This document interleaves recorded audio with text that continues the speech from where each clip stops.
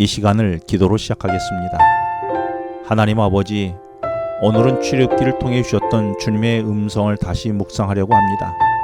성령 하나님 도와주셔서 주님의 음성을 똑똑히 듣게 해 주시옵소서. 예수님의 이름으로 기도합니다. 오늘은 출애굽기를 다시 한번 묵상하려고 합니다. 하나님이 자신을 보여준 출애굽기를 통하여 어떤 하나님의 모습을 그동안 보셨습니까? 저는 출애굽기를 묵상하면서 나와 함께 하시려는 하나님의 모습을 보게 되었습니다. 출애굽기 전반부에서는 노예로 살았던 백성을 출애굽시키셔서 함께 하려 하셨고, 후반부는 성막을 통하여 함께 하시려는 하나님의 모습을 보게 됩니다. 그래서 하나님은 출애굽의 이유를 바로에게 출애굽기 5장 1절로 3절에서 내가 내 백성을 보내어 절기를 지키며 가서 우리 하나님 여호와께 제사를 드리려 한다는 그 이유로 설명하고 있습니다. 출애굽의 가장 큰 이유는 하나님을 만나기 위해서였습니다. 애굽의 노예 신분으로서는 할 수 없었던 하나님과의 온전한 만남을 위해 출애굽을 해야 했던 것입니다.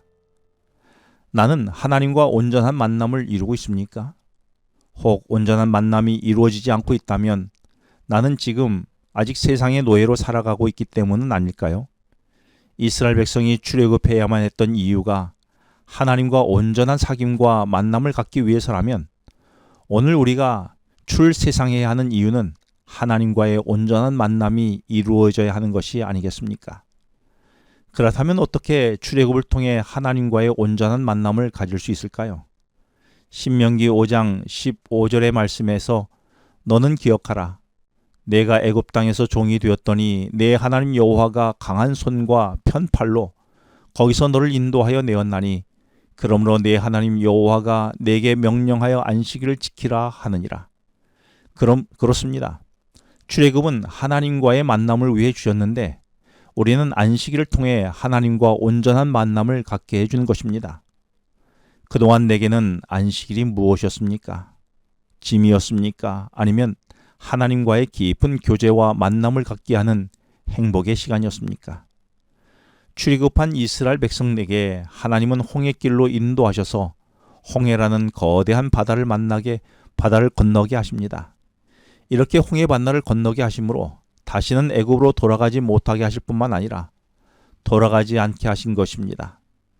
이처럼 이스라엘 백성이 홍해를 건넌 사건을 바울은 고린도전서 10장 1절로 3절에서 우리 조상들이 구름 아래와 바다 가운데로 지나며 모세에게 속하여 다 구름과 바다에서 침례를 받았다라고 말하므로 민족적 침례식을 말하고 있었습니다.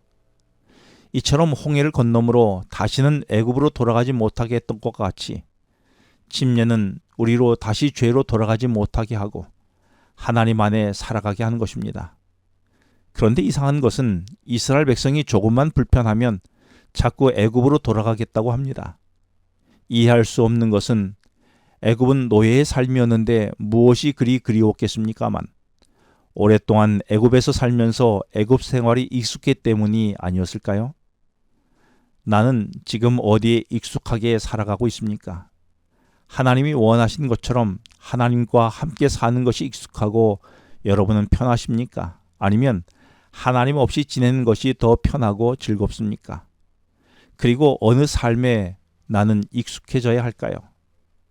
이제 이스라엘 백성은 아브라함과 이삭과 야곱으로 이어지는 부족 중심의 사회가 아니라 이제는 200만 명이나 되는 한 민족을 이루어 하나님의 백성으로 살아가야 했습니다. 그래서 하나님은 시내산에서 1년여를 머물면서 한 부족이 아니라 민족으로 살아가도록 기반을 마련해 주셨던 것입니다. 이 기간 동안 하나님께서 하신 일은 법을 선포하시어 질서를 세우셨고 노예 생활로 비어있던 그들의 심령의 공간에 성소를 통해 하나님이 임재하심으로 빈 공간을 채우셨습니다.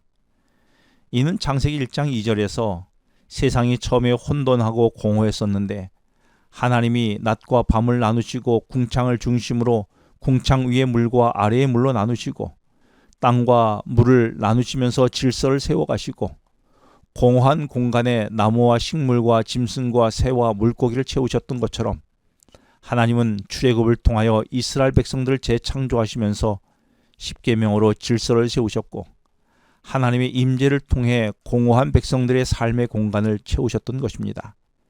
이렇게 하여 출애굽기의 이야기는 출애굽과 성막 건축의 이야기로 매듭을 짓습니다. 그런데 성소 건축은 안식일과 짝을 이룹니다. 출애굽기 25장에서 31장까지 성막 건축의 설계도를 말씀하시고 하나님은 출애굽기 31장 13절에서 안식일을 지키라며 이는 대대의 표징이 된다고 말씀하십니다. 이처럼 하나님의 임재인 성소는 우리로 참 성소인 안식일로 이끌어주는 것입니다. 참 안식 속에서 우리는 하나님과 온전한 만남과 사귐과 교제를 이루게 되는 것입니다. 이때 우리는 비로소 참 출애굽의 기쁨을 경험하게 되는 것이지요. 오늘 내게는 온전한 출애굽을 통한 참 안식을 경험하고 있습니까? 기도하겠습니다.